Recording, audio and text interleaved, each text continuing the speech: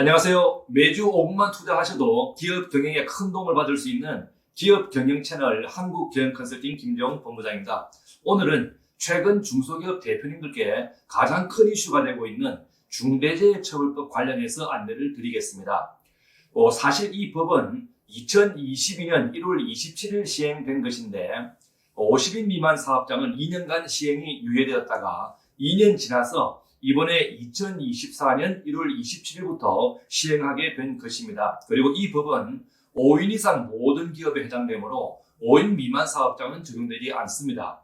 물론 염려되는 부분이 많이 있지만 필요 이상으로 공포를 느끼거나 너무 심각하게 우려하실 필요는 없고 어떻게 대비할 수 있을 것인가에 대해서 잘 생각해 보셔야 합니다. 중대재해 범위가 어떻게 됩니까? 네, 우선 처벌 대상이 되는 중대재해에 대해서 알아보겠습니다. 중대재해란 중대산업재해와 중대시민재해를 말하는데 일반 사기업에 해당되는 것은 중대산업재해입니다. 아래서 얘기하는 중대산업재해가 우리 기업에서 발생할 가능성이 얼마나 될지 잘 검토해 보셔야 합니다.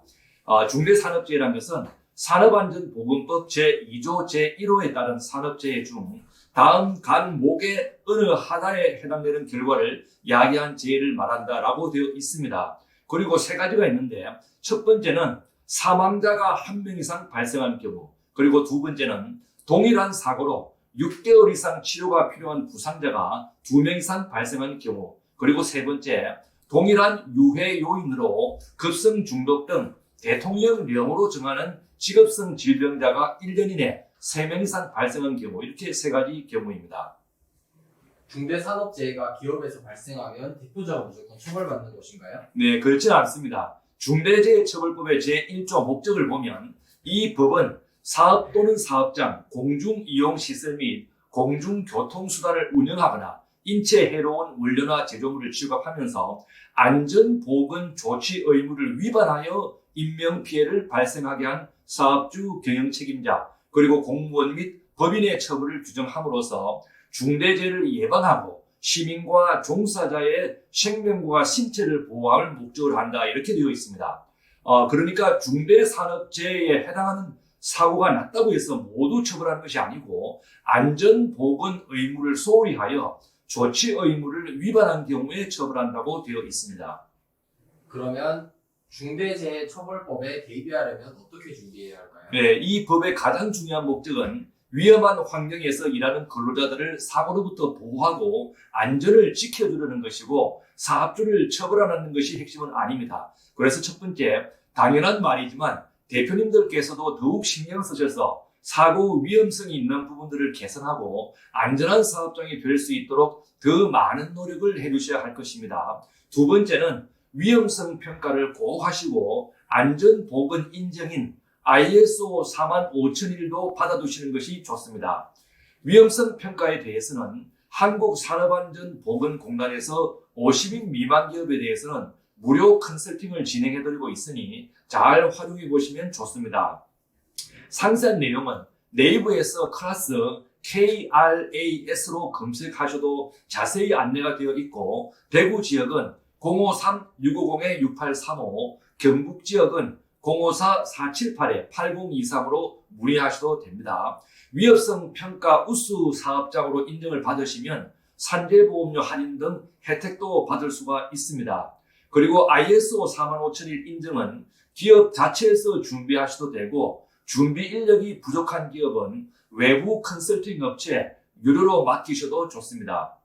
그리고 세 번째는 최근 정부에서도 사고 예방을 위해 기업의 안전 예방 활동을 지원하기 위한 각종 지원 사업을 많이 시행하고 있습니다. 고용노동부 안전보건공단에서 시행하고 있는데 2024년 스마트 안전장비 지원 사업이 있고요. 그리고 2024년 안전보건관리체계 구축 컨설팅 지원 사업도 있습니다. 이 사업은 30인 미만은 무료이고 30인 이상 기업은 일부 자부담이 있습니다. 그리고 네 번째, 사고에 대비하여 근로자들을 대상으로 한 단체 상해보험을 가입해 두시는 것이 안전합니다. 근로자가 사망하거나 혹은 상해사고가 발생했을 때 산업재해보상법에 의해서 산재보상금이 나오지만 법은 판결로 인해 유족에게 지급할 금액에 비하면 거의 3분의 1 수준인 경우가 많습니다. 그리고 단체 상해보험에 가입하시면 큰 사고가 발생했을 때 기업에서 발생할 수 있는 치명적인 위험을 막아줄 수가 있습니다. 그리고 사고 발생 전에는 위험성 평가 등 예방 활동을 하지만 일단 사고가 난 이후에는 피해자와 합의가 중요한데 합의를 하기 위해서는 금전적인 보상이 필요합니다. 그리고 한 가지 기억해 두실 것은 단체 보험 가입 시에는 근로자들을 수익자들을 보험 정권에 기재할 때 근로자로 하지 마시고요. 수익자를 법인으로 해두셔서 보험금을 법인에서 받아서 유족에게 전해주시도록 하는 것이 좋습니다. 그리고 보험금 수익자를 법인으로 하는 것은 보험 정권에만 기재해서는 안 되고 취업 규칙에도 재해 보상 부분에서 보험금 수익자를 법인으로 함에 동의한다고 명시를 해 두셔야 안전합니다. 오늘은 최근 많은 이슈가 되고 있는 중대재해처벌법 관련해서 간단히 안내를 드렸습니다. 이 법의 본래 취지를 생각하셔서 평소보다 더 한층 근로자들의 안전사고 예방에 관심을 가져주시고 위험성 평가나 ISO 45001 인정 등의 준비를 해 두시면 큰 도움이 되실 것입니다. 꿈 없이 시작된 일이었고 땀 없이 진행된 일이었고 그리고 인내 없이 완성된 일이 없습니다. 모든 과정에는 열정과 고통이 또한 배어 있습니다. 이번 한 주도 성공하는 한 주 되시기를 기원드립니다. 감사합니다.